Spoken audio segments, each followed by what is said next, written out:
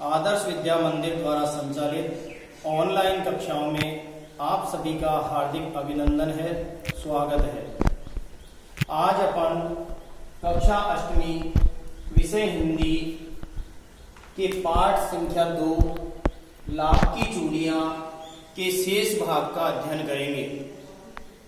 कल अपन ने पढ़ा था कि लेखक जब बदलू के यहाँ पहुंचा तो उसने अपनी बेटी को आवाज देकर के बुलाया कि अरे रज्जो, लला के लिए कुछ आम ले आओ।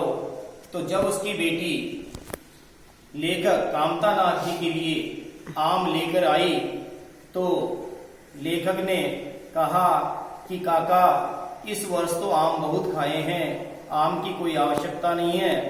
लेकिन जो बदलू सिंह जी थे उन्होंने कहा कि नहीं लला, आज आप बहुत दिनों में मेरे यहाँ आए हैं, तुम्हें बिना आम खाए कैसे जाने दे सकता हूँ, अर्थात आम खाए बिना तुम्हें मैं नहीं जाने दूंगा। उसके आगे चलते हैं। यह सुनकर के लेखक जो कामतानाथ जी थे वो चुप हो गए।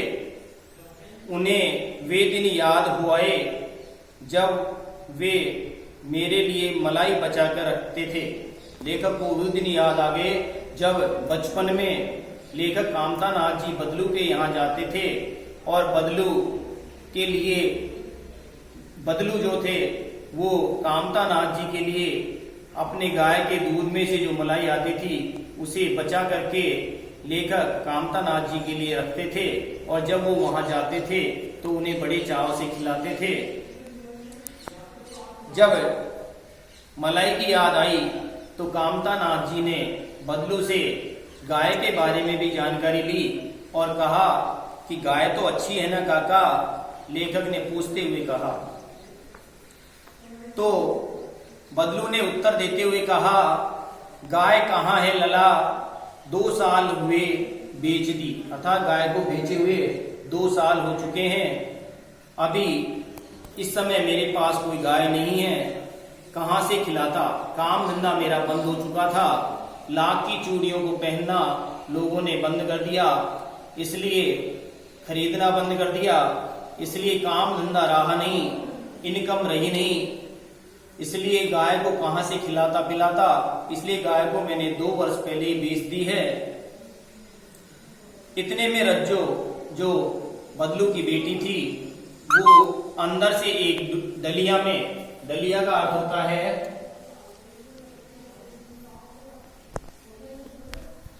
बांस से बनी हुई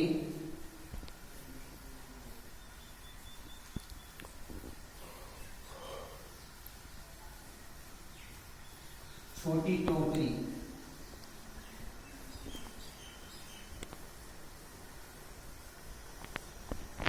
बांस से बनी हुई छोटी टोकरी होती है, उसको कहते हैं डलिया। तो जो बदलू की बेटी थी रज्जो, वो बांस की एक छोटी सी टोकरी में बहुत से आम भर करके ले आई। यह तो बहुत हैं। जब ला करके उसने उन आमों को किसको दिया, लेखक को दिया। तो लेखक ने कहा कि ये तो बहुत है काका, इतने आम मैं कहाँ खा पाऊंगा, अर्थात इतने आम मैं नहीं खा सकता हूं। लेखक ने कहा वाह वाह। इसके प्रत्युत्तर में बदलू ने कहा कि वाह वाह। वह हंस पड़ा और बोले कि शहरी ठहरे ना, कि आप शहर से आए हुए हैं, शहर के निवासी हैं, शहरी ठहरे। मैं तुम्हारी उम्र का था तो इसके 54 आम एक वक्त में खा जाता था। कि मैं जब तुम्हारी उम्र का था, तुम्हारी जितनी अवस्था है उतनी अवस्था जब मेरी थी, तो मैं एक वक्त में ही इसके 54 आम खा जाया करता था। वक्त, वक्त का अर्थ है समय में, एक वक्त यानी एक समय में इसके 54 आम खा जाया करता था। ये तो बहुत कम है। आप लोगों की बात और है। मैंने प्रत्युत्तर देते हुए कहा कि जब बदलू ने लेखक से कहा कि मैं इतने इसके 54 आम खा जाया करता था, तो उसने कहा कि आपकी बात अलग है, आपके जमाने की बात अलग है। अच्छा बेटी लला को 4-5 आम छांट कर दे दो। तो जब लेखक ने इतने आम खाने से मना किया तो बदलू ने अपनी बेटी से कहा कि बेटी लला के लिए 4-5 आम अच्छे अच्छे छांट करके दीजिए, सिंदूरी वाले देना। सिंदूरी वाले का अर्थ है अच्छे अच्छे पके हुए, जिनका कलर सिंदूर के जैसा हो गया है, ऐसे पके पके हुए आम इनको देना। देखो लला कैसे हैं, और लेखक से पूछा कि लला देखो और चख करके बताओ कि आम कैसे हैं। लेखक ने आम लेकर के जैसे ही खाना प्रारंभ किया और कहा कि ये तो बहुत अच्छे हैं, तो उसके बारे में बदलू ने उनसे कहा कि ये जो पेड़ है वो इसी वर्ष तैयार हुआ है, इसी वर्ष फल देना प्रारंभ किया है।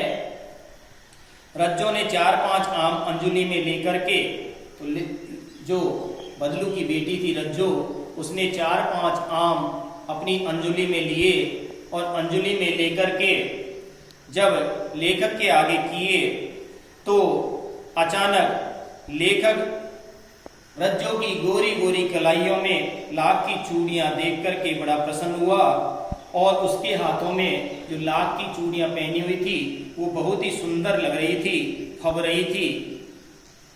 बदलू ने मेरी दृष्टि देख ली, जैसे ही मेरी दृष्टि, लेखक ने कहा कि जैसे ही मेरी दृष्टि उन चूड़ियों पर गई, बदलू की बेटी की कलाइयों पर गई और मेरा ध्यान उन लाख की चूड़ियों पर गया, तो यह सब कुछ बदलू ने भी देखा।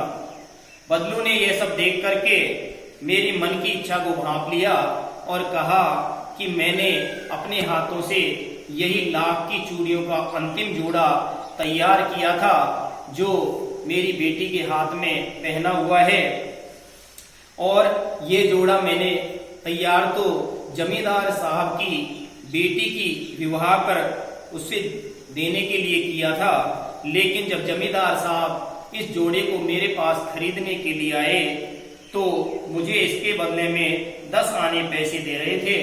उसकी कीमत बहुत कम थी, 10 आने पैसे बहुत कम थे, इसलिए मैंने उनसे ये जोड़ा देने के लिए मना कर दिया, इनकार कर दिया, और कहा कि आप ये चूड़ियां और कहीं से खरीद लेना। मैंने आम ले लिए और खाकर थोड़ी देर पश्चात चला आया। लेखक ने आम खाए और थोड़ी देर पश्चात अपने मामा के घर लौट आया। मनी मन लेखक को बड़ी प्रसन्नता हो रही थी कि बदलू ने हार कर भी अपने मन में हार नहीं मानी थी। हार तो गया था, क्यों हार गया था? क्योंकि उसका जो काम धंधा था, पैतृक जो कार्य था, पिता के जमाने से जो चला आ रहा था, लाख की चूड़ियां बनाने का कार्य, वो बंद हो चुका था। उसकी लाख की चूड़ियां खरीदना महिलाओं ने बंद कर दिया था। लाख की चूड़ियों के स्थान पर सभी महिलाएं, अधिकतर महिलाएं कांच की चूड़ियां पहनना पसंद करने लगी थी, इसलिए उसका काम धंधा बंद हो गया था। उसकी दैनिक जो आय थी वो समाप्त हो गई थी, लेकिन फिर भी बदलू ने अपने मन में कभी हार महसूस नहीं की थी, कभी वो मन में दुखी नहीं हुआ। उसका व्यक्तित्व कांच की चूड़ियों जैसा नहीं था कि आसानी से टूट जाए, अर्थात उसका जो व्यक्तित्व था बड़ा कठोर था, मजबूत था, दृढ़ था, और वो आसानी से दुखी होने वाला नहीं था। उसके मन में किसी प्रकार का कोई दुख नहीं था। काम धंधा बंद हो चुका था, लेकिन फिर भी उसके मन में नई आशा और उम्मीद थी। ये अपना पाठ था। इसके लेखक थे कामता नाथ जी। लाख की चूड़ियों के बारे में अपन ने पढ़ा, और कल अपन इसके अभ्यास प्रश्नों का अभ्यास करेंगे। कल इसके प्रश्नोत्तरों का ज्ञान करेंगे। धन्यवाद।